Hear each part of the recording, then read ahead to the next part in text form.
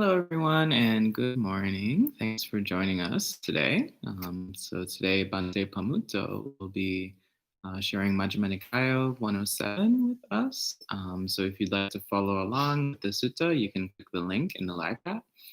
And if you have questions at any time, feel free to type them in, and Bhante will address them during the talk or at the end of the talk.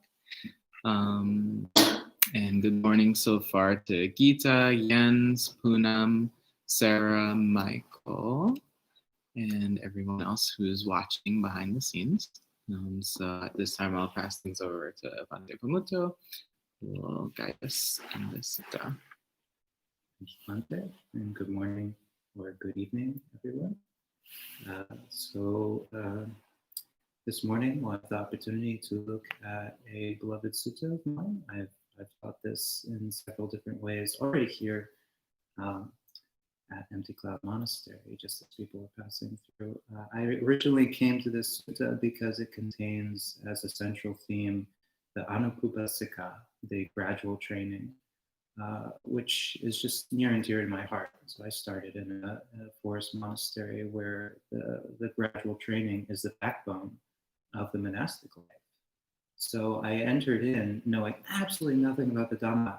And what they gave me was the gradual training. They're like, okay, well, you're clueless, you're unconcentrated, you're kind of a jerk, but you can be fixed. Start here, then we'll go to here, then we'll go to here, and we'll gradually get better. And here we are, 13, 14 years later, and it's true. It really is true. This works. So I just, if you were to pick up Bodhi's Majjhima Nikaya and start in the introduction, you'll find that he's done a very nice write-up on the gradual training. And he lists all the different suttas, and he points out that there isn't just one stock way of describing this gradual training or its effects.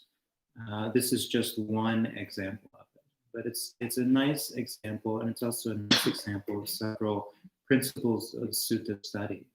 So in the sutta, we have what, if you're just reading through very casually, seems like a really straightforward sutta. There's this guy, he's like, hey Buddha, you're great, but is there an actual way to do this, or are you a one-off thing?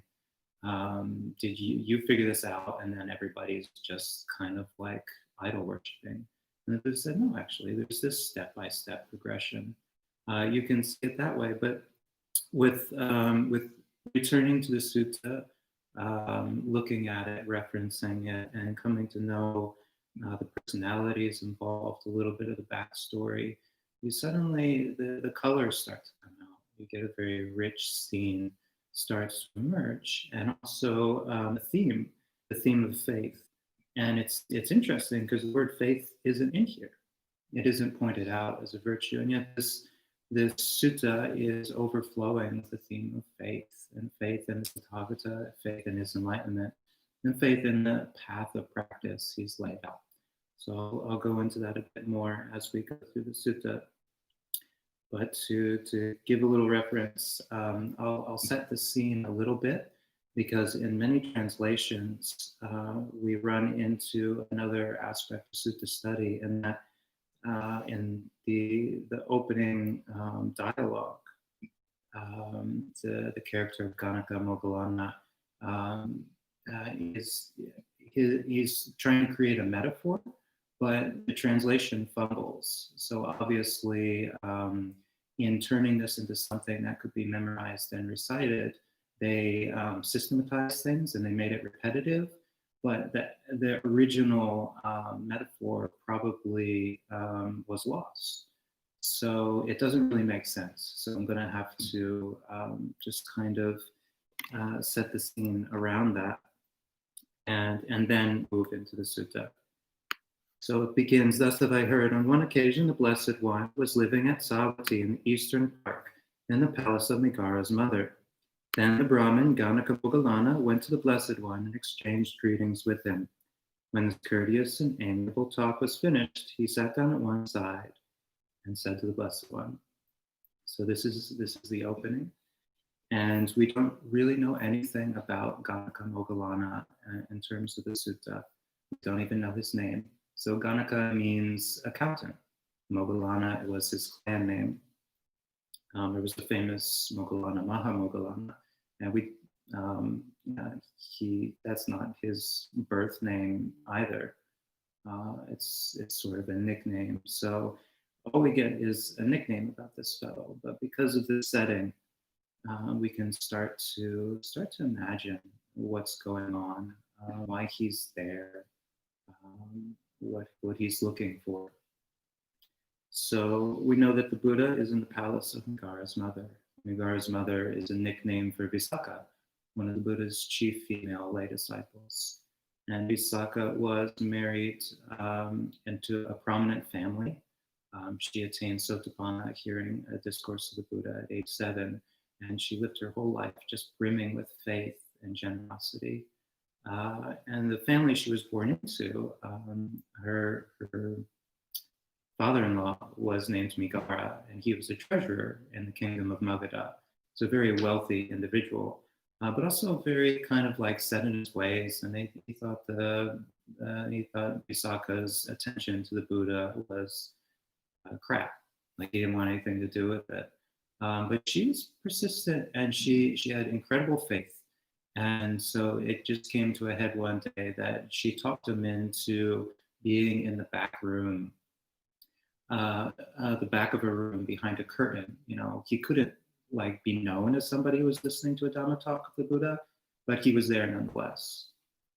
And from behind the curtain, he got to hear this wonderful teaching given by the Buddha, and he developed faith. He understood what this was all about, and it came out of the curtain, and he's like, "You're like my mother. You know, I owe you so much. You brought me to this Dhamma against my will." And so she became known as Megara's mother. And one of the aspects of that wonderful encounter was that she had, you know, kind of the family funds with which to take care of the Sangha. And so she offered this palace. And one can imagine it was quite an interesting place for the Sangha to be. So having the wealth of the kingdom of Magadha and building a palace and giving it to the Buddha. So these are ascetic monks. They've not too recently crawled out of the jungle and the desert and just kind of, you know, settled after, you know, having nothing really, nothing except the happiness of enlightenment. And suddenly they've got this palace. And then, so we're here, and probably ripples are emanating through the kingdom of Magadha. Like suddenly the Buddha can be found that he's in this glorious palace. So then it shouldn't be much of a surprise that an accountant shows up at the Buddha's place, and he's probably sitting there, and the Buddha's probably got this nice Dhamma hall. And he's looking around, and he's probably thinking, "Wow, okay, this is a pretty glorious palace. You know, this is quite a thing." And then a thought comes into his mind, probably like, you know, this is huge. This wasn't built in a day. It wasn't a straightforward thing. This guy's an accountant, so he's probably pretty analytical. It probably took a long time. It probably took a lot of people and a lot of different disciplines to bring this palace together. And then his, you know, some monks are coming and going, and lay people are coming and going, and he's there in front of the Buddha, and his gaze probably rests on the Buddha, and he starts to understand the person in front of him. He's like, this is a pretty important human being, you know, it's just glowing, radiant, able to be in the center of all this activity, able to be in the middle of this palace and yet not be attached to it in any way.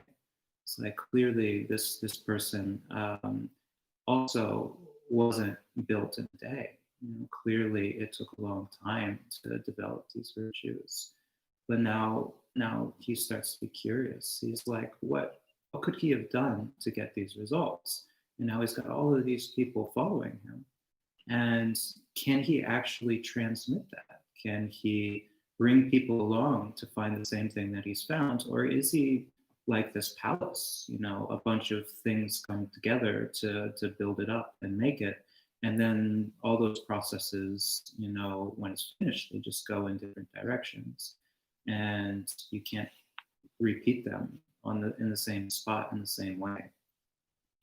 And so he's thinking about this, and at some point he gets to come up to the Buddha, and he gets to ask this question. So he says, Master Gautama, in this palace, there can be seen a gradual training, gradual practice, gradual progress. That is, up to the last step of the staircase. So this is where things become a bit muddled. The metaphor doesn't really apply to building the palace, but you can, set that aside. The rest starts to make sense. So he's like, among Brahmins too, one could see a gradual progression, a gradual training, gradual practice, gradual progress. That is, in the study of the Vedas. So the same Brahmins too, they start their students, they first do this, then do this, then do this. Among archers too, there can be seen gradual training, gradual practice, and gradual progress at archery. And now we come to something he probably knows very closely. Also, among us accountants, who earn our living by accountancy, there can be seen gradual training. That is, in the art of computation. For when we get an apprentice, first we make them count. 1 1, 2 2s, 3 3s, 4 4s, 5 5s, 6 6s, 7 7s, 8 8s, 9 9s, 10 10s. We make them count all the way up to 100 too. Now, is it possible, Master Gautama, to describe a similar gradual training, gradual practice, and gradual progress in this Dhamma and discipline?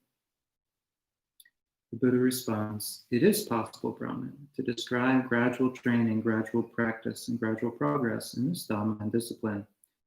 Just as, Brahman, when a clever horse trainer obtains a fine thoroughbred colt, he first makes him get used to wearing the bit, and afterwards trains him further. So, when the Tathagata obtains a person to be tamed, he first disciplines him thus. This is the beginning of the gradual training. Come, Bhikkhu, be virtuous, restrained with the restraint of the Patimokkha. Be perfect in conduct and resort, seeing fear in the slightest fault. Train by undertaking the training precepts. When, Brahman, the Bhikkhu is virtuous, seeing fear in the slightest fault, training by undertaking the training precepts, then the Tathagata disciplines him further. Come, Bhikkhu, guard the doors of your sense faculties, since if you were to leave on seeing a form with the eye, do not grasp at its signs and features, since if you were to leave the eye faculty unguarded, evil, unwholesome states of covetousness and grief might invade you. Practice the way of the restraint. Guard the eye faculty. Undertake restraint of the eye faculty.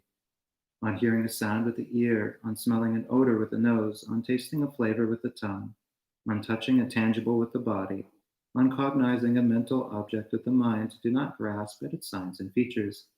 Since if you were to leave these faculties unguarded, evil, unwholesome states might invade you. Practice the way of their restraint. Guard these faculties. Undertake the restraint of these faculties. When, Brahman, the Bhikkhu guards the doors of his sense faculties, then the Tathagata disciplines him further.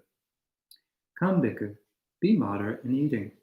Reflecting wisely, you should take food neither for amusement nor for intoxication, nor for the sake of physical beauty and attractiveness, but only for the endurance and continuance of the body, for ending discomfort, and for assisting the holy life, considering, thus I shall terminate old feelings without arousing new feelings, and I shall be healthy and blameless, and shall live in comfort. When, Brahman, the Bhikkhu is moderate in eating, then the Tathagata disciplines him further. Come, Bhikkhu, be devoted to wakefulness. During the day, while walking back and forth and sitting, purify your mind of obstructive states. In the first watch of the night, while walking back and forth and sitting, purify your mind of obstructive states. In the middle watch of the night, you can lie down on the right side in the lion's pose with one foot overlapping the other, mindful and fully aware, after noting in your minds the time for arising. And after arising in the third watch of the night, while walking back and forth and sitting, Purify your mind of obstructive states. When Brahman, the bhikkhu is devoted to wakefulness, then the Tathagata disciplines him further. Come, bhikkhu, be possessed of mindfulness and full awareness. Act in full awareness when going forward and returning. Act in full awareness when looking ahead and looking away. Act in full awareness when flexing and extending your limbs. Act in full awareness when wearing your robes and carrying your outer robe and bowl. Act in full awareness when eating, drinking, consuming, and tasting. Act in full awareness when defecating and urinating. Act in full awareness, whether walking, standing, sitting, falling asleep, waking up, talking, or keeping silent. When Brahman, the bhikkhu, possesses mindfulness and full awareness, then the Tathagata disciplines him further. Come, bhikkhu, resort to a secluded resting place, the forest, the foot of a tree, a mountain, a ravine, a hillside cave, a charnel ground, a jungle thicket, an open space, or a heap of straw. He resorts to a secluded resting place. And here, we'll pause for a moment because we see a little break here. So at this point, we have the Buddha talking about the gradual training. He's leading the disciple on, just as the trainer of a horse, guides them one step at a time. First, get used to the bit, then get used to all the tackle, and then get used to the saddle, and then get used to having a person on your back. In the same way, the bhikkhu is to first get used to this, then get used to this, then get used to this. At this point, the bhikkhu is leaving the company of the Buddha. They have completed that gradual training, and they're ready to go and to be practicing intently for nibbana. At this point, they're going to develop samadhi with the preceding conditions that they put in place. And from there, the Buddha doesn't need to watch over them. They're going to have a personal and profound experience of what the teaching is pointing to, and they'll be able to develop the dhammas that they've learned along the way, because this is not an overnight process. So he resorts to a secluded resting place, the forest, the heap of straw. On returning from his alms round after his meal, he sits down, folding his legs crosswise, setting his body erect and establishing mindfulness before him. Abandoning covetousness for the world, he abides with the mind free from covetousness. He purifies his mind from covetousness. Abandoning ill will and hatred, he abides with the mind free from ill will, compassionate for the welfare of all beings. He purifies his mind from ill will and hatred.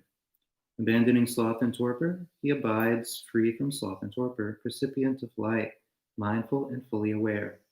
He purifies his mind from sloth and torpor. Abandoning restlessness and remorse, he abides unagitated with a mind inwardly peaceful. He purifies his mind from restlessness and remorse. Abandoning doubt, he abides having gone beyond doubt, unperplexed about wholesome states. He purifies his mind from doubt. Having thus abandoned these 5 hindrances, imperfections of the mind that weaken wisdom, quite secluded from sensual pleasures, secluded from unwholesome states, he enters upon and abides in the first jhana, which is accompanied by applied and sustained thought, with rapture and pleasure born of seclusion.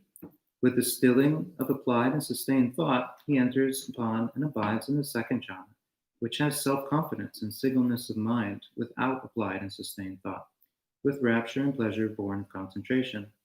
With the fading away as well of rapture, he abides in equanimity.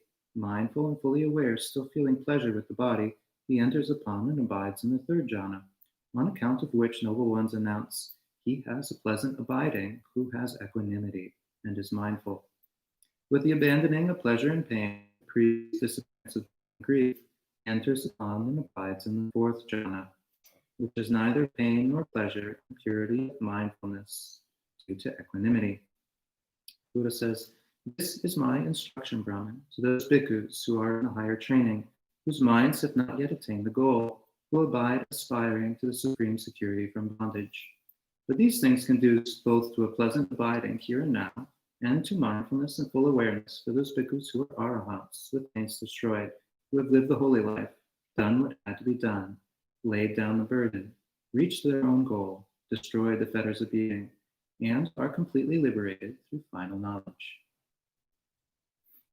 So this is the Buddha laying out the gradual training. And it's interesting to note the Buddha didn't talk about the Dhamma here. He didn't talk about the Four Noble Truths. He didn't talk about three characteristics, the five aggregates. He isn't laying out the basis for wisdom into the nature of reality. Instead, what he's laying out is what can we do as human beings? Now, if we find that we show up in front of the Buddha and he gives a Dhamma talk and we don't get that sort of like instant aha moment in enlightenment, well, the conditions aren't ready for it yet. How do we make those conditions ready? How do we make our minds ready for this wisdom? How do we gain in virtue and energy and in mindfulness and concentration? This is what the Buddha lays out. He says he gets a person before him who he intuits can be trained, and he doesn't just keep hammering away at Dhamma talk after Dhamma talk. It's like, you are suffering, find a way out, find a way out. Instead, he's like, okay, first we'll do this. The first thing he offers them is be restrained by the restraint of the Patimokkha. Now, the Patimokkha is the monastic discipline, and it's quite a container for the holy life to be lived fruitfully if one follows it and gives a lot of respect and attention to it. For lay people, the Buddha also gives a Patimokkha of sorts, and that's the precepts. The 10 precepts, we have the 8 precepts, we have the 5 precepts. The first step in the gradual training is to cut off the coarse defilements which make any further training possible. So if one is killing, stealing, adultering, engaging in sexual misconduct, if one is telling lies or gossiping and starting disputes, if one is intoxicated, if any of these things are present, then how could they restrain their sense faculties? How could they develop clear awareness in everything they do? And if we were to jump ahead to say, okay, I'm going to be mindful in everything, and we try to be mindful as we're going about murdering people, we might find that our minds, what we're mindful of is that our mind is not becoming more peaceful. When we do these in order, we start by purifying our conduct, purifying our livelihood. And when this condition is set, then we've already got a measure of joy, the joy of being free of the pain of these unwholesome activities, the pain that's caused to others and the pain that we cause ourselves. Once we have that form of joy, that form of mindfulness of our conduct, that form of concentration, the peace and stability of the mind, free from remorse, then we can go on to the next step. So then we have a baseline where we can say, hey, I've got some measure of peace and stability in my mind. And yet when I get around pleasing sights or sounds or smells or flavors or tactile sensations, even thoughts, we might see on TV or hear on the radio, and suddenly start skipping through our mind, is we lose that concentration. We lose that focus. Our mind gets dragged off by these things. So the Buddha is saying, well, you could leave your mind and your sense spaces completely unguarded. You could go through the world and just pray that you won't be drawn off into external things. Or you can practice restraint of the sense faculties. And this is not like putting on blinders and saying, no, can't look, but rather developing a sensitivity. I have this measure of concentration, but I could have more. I could have more if I simply stay away from those things which I know are provocative of lust, if I stay away from those things which are provocative of hatred, if I am careful to keep energy around my mind so that delusion doesn't enter. It's not that we can completely shut out things which are attractive or repulsive or deluding, but we can be sensitive to them so that when they're there, we know, okay, this is a situation where lust might arise. I'm not going to attend to the provocative features of this object in front of me. Instead, I'm going to be careful and composed, and I'm going to try to view it equanimously, the same when we're presented with something that's repulsive. When we've undertaken this for a while, and at a Buddhist monastery, you kind of get it by default. There are no TVs, there are no radios. Well, there are radios, but they're 15-second radios. They're radios that start on that road going that way, or start on that road going that way. You only get 15 seconds of a song, and that's usually not enough to really set the mind whirling. What you have instead are things which are kind of calming, peaceful, beautiful. We have the morning chants. So instead of radios, we have the Dhamma that we're learning and absorbing and memorizing. That's going through our heads during the day, or nothing is going through our heads at all. That's not entirely provocative.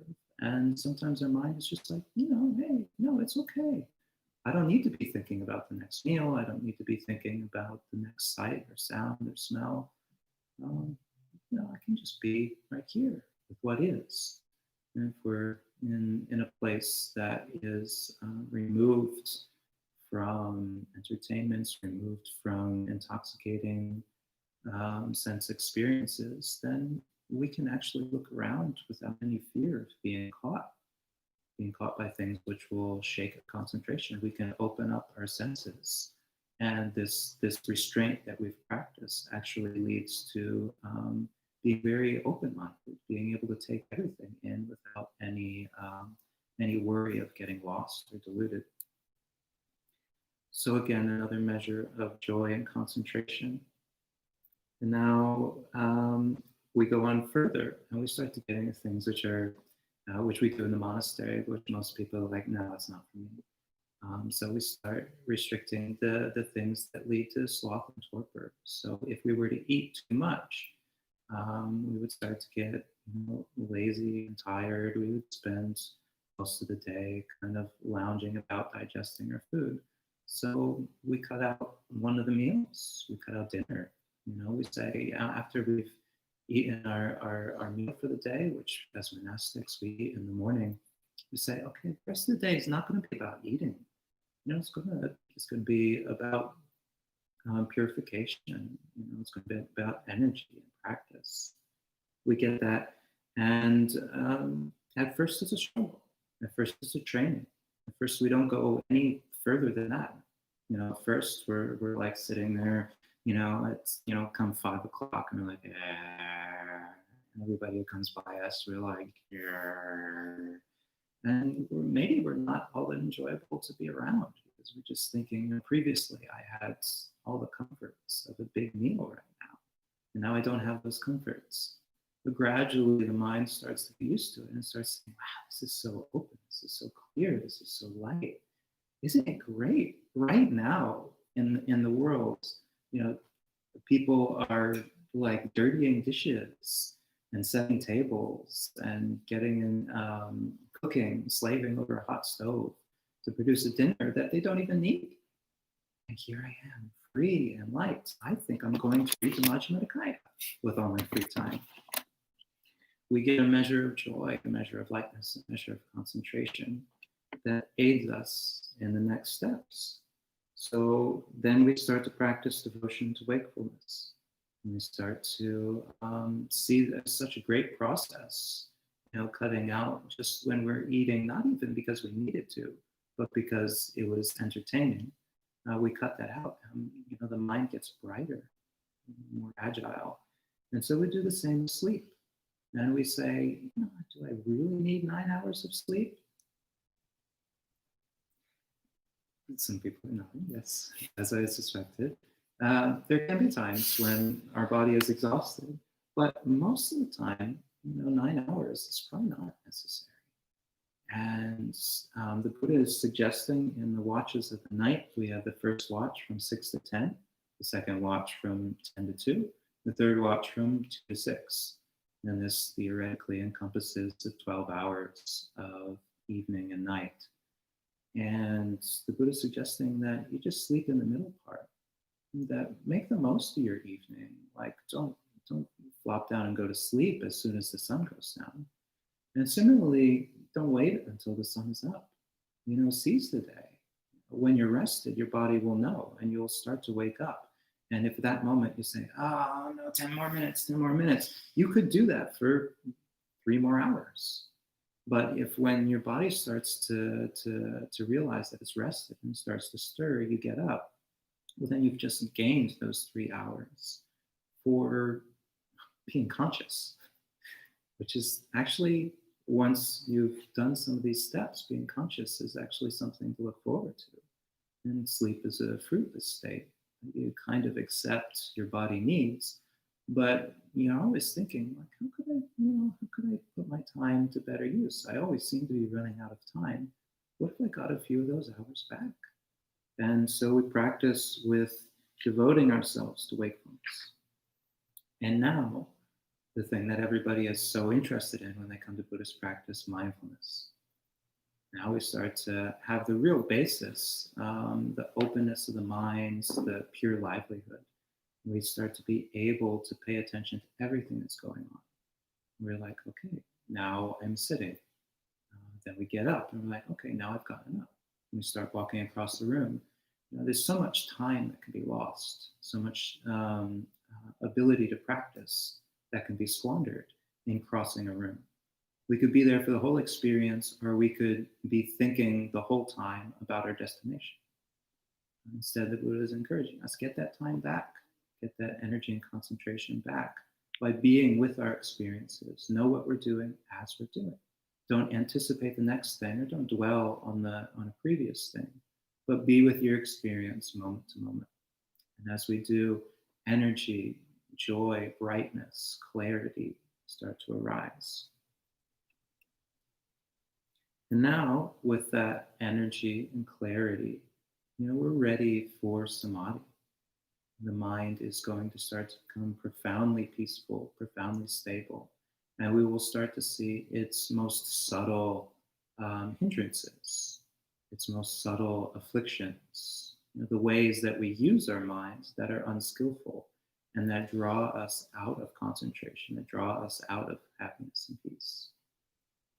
And that's where we begin samadhi, which is talked about at length. So I'll rather keep this to the gradual training and to our conversation with Ganaka Moggallāna. So the Buddha has taken somebody who's come before him, who's a Brahmin, who's part of the royal entourage. He's an accountant. He's probably counting huge stacks of gold all day. He's a pretty worldly person, probably. And the Buddha is giving him a blueprint, not of the Dhamma, not of profound realization, but of how to live one's life more skillfully. And it's something that's exactly what the person is asking about, what they're looking for. They're like, how did you, Mr. Buddha, get to be a Buddha? Like, what did you do? I know you think all these things, but how did you get to those thoughts? Those didn't arise in a vacuum. You didn't become this symbol of peace and composure overnight. So how did you build that peace? How did you build that composure? And this is what the Buddha says. But the Buddha also points out for him that this gradual training, these steps for building happiness and energy and concentration are not just useful for the one in training. They're also the way that enlightened beings live naturally. Enlightened beings who want to be happy, who want to be energetic, who want to be clear, who want to be tranquil, will cultivate these all the time, every day, as long as they live, because they enjoy these states. They enjoy the factors of enlightenment. They delight in them. It's their sort of new purpose. Instead of delighting in the world, which has a measure of suffering in everything and every experience. Instead, they cultivate the joy of the path. And now we get into an interesting dialogue between Ganaka Moggallāna. So he's almost there. He's almost signing on for it, but he's got one little doubt.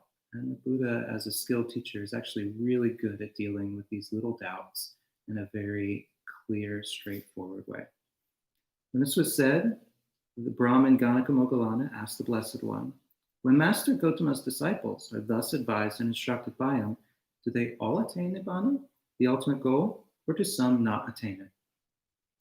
And in some ways, it's obvious. It's like, no, not everybody gets it. Hey, you're an accountant and you've got students. Does everybody master accountancy? But the Buddha didn't say that. I'm going to be a little aggressive. Instead, the Buddha says this. When Brahman, they are thus advised and instructed by me. Some of my disciples will attain Nibbana and some will not attain it. Well, Master Gotama, since Nibbana exists, and the path leading to Nibbana exists, and Master Gotama is here present as a guide, what is the cause and reason why, when Master Gotama's disciples are thus advised and instructed by him, some of them attain Nibbana, the ultimate goal, and some do not attain it? It's like, okay, so you're here to teach. You have shown this path. How come when you get these tameable people, some of them become Devadatas, some of them become the group of 6 that we see in the Vinaya, some of them screw around, some of them fail to reach the goal, and yet some do reach the goal. It's like, if this path of practice you've laid out is so good and clear and concise and linear, then why doesn't it work for everybody? As to that, Brahman, the Buddha responds, I will ask you a question in return. Answer as you choose. What do you think, Brahman? Are you familiar with the road leading to Rajgaha? And Rajgaha was the principal city in Moggallāna. Yes, Master Gotama, I'm familiar with the road leading to Rajgaha. Well, what do you think, Brahman? Suppose a man came who wanted to go to Rajgaha, and you approached and said, Venerable Sir, I want to go to Rajgaha. Show me the road to Rajgaha. So you told him, now, good man, this road goes to Rajgaha. Follow it for a while and you will see a certain village. Go a little further, you will see a certain town. Go a little further and you will see Rajgaha with its lovely parks, groves, meadows, and ponds. Then, having been thus advised and instructed by you, he would take a wrong road and he would go to the west. Now, a second man would come to you and ask the same question. Venerable Sir, I want to go to Rajgaha. Could you show me the road to Rajgaha? So you would tell him the same. Go this way, go that way, you'll see a certain village, a certain town. And then, having been advised and instructed by you, he would arrive safely in Rajgaha. Now, Brahman, since Rajgaha exists and the path leading to Rajgaha exists, and you are present as the guide, what is the cause and reason why, when those men have been thus advised and instructed by you, one man takes a wrong road and goes to the west, and one arrives safely in Rajgaha? What can I do about that, Master Gotama? I am only one who shows the way. The Buddha says, aha, so too, Brahman. Nibbana exists, and the path leading to Nibbana exists, and I am present as the guide, as he said. Yet, when my disciples have been thus advised and instructed by me, some of them attain Nibbana, the ultimate goal, and some do not attain it. What can I do about it, Brahman? The Tathagata is the one who shows the way. And so the Buddha has... there's a subtext here. The Brahman is asking about faith, and the Buddha is answering about faith. But the word faith is not being used. So the Buddha's not laying out the wisdom teachings here. He's laying out the path of practice. And the path of practice is about committing ourselves to moving towards Nibbana, of orienting ourselves towards enlightenment, of practicing, steady practice, steady progress, a gradual training, a gradual enlightenment. And the Brahman is like, well, that'll take work, that'll take effort, and that'll also take some commitment. Like, I have to really believe in you. I have to believe that this is possible. I'm going to have to maintain that belief. And I'm seeing some people do and some people don't. What is the condition? And the Buddha is saying, well, I've laid things out. Actually, faith is something that we've each got to arrive at ourselves. And those that have faith, who are presented with this path and who have me as a guide and example of the goal of that path, those that have that faith, that confidence in the enlightenment of the Buddha, will practice. They will continue to practice. They will practice even when experiencing painful, unpleasant, sharp, piercing, racking feelings. They will continue to practice in the face of cold, heat, wind, crawling, biting, creeping things. They will practice when they're hungry. They will practice when they're thirsty. They will practice when they're sick. The truly wise will practice even harder when they are experiencing these things, because they will know that that is why we practice, to find peace in the human realm, which is dangerous and filled with unpleasant experiences that can't be avoided. One who develops that faith will get to the goal. And so we put a lot of emphasis on wisdom in the Buddhist tradition of understanding the nature of reality. The Buddha is pointing out there's this other paradigm. It's like you could understand the nature of reality for a little bit, but if you don't continue to put in the conditions to the foundations for that wisdom to be an ever-present part of your life, then it won't be. You won't wake up in a way that's permanent, that's stable, that's unimpeachable. Instead, you'll have a little glimpse and then you will slide back down. The matter of faith is the matter of why we keep at it, over the time it takes to reach the final goal. So to finish off the sutta, Moggallāna the accountant says, there are persons who are faithless and have gone forth from the home life into homelessness, not out of faith, but seeking a livelihood, who are fraudulent, deceitful, treacherous, haughty, hollow, personally vain, rough-tongued, loose-spoken, unguarded in their sense faculties, immoderate in eating, undevoted to wakefulness, unconcerned with recluseship, not greatly respectful of training, luxurious, careless, leaders in backsliding, neglectful of seclusion, lazy, wanting in energy, unmindful, not fully aware, unconcentrated, with straying minds, devoid of wisdom, dribblers. Master Gautama does not dwell with these. So Moggallāna has gotten it.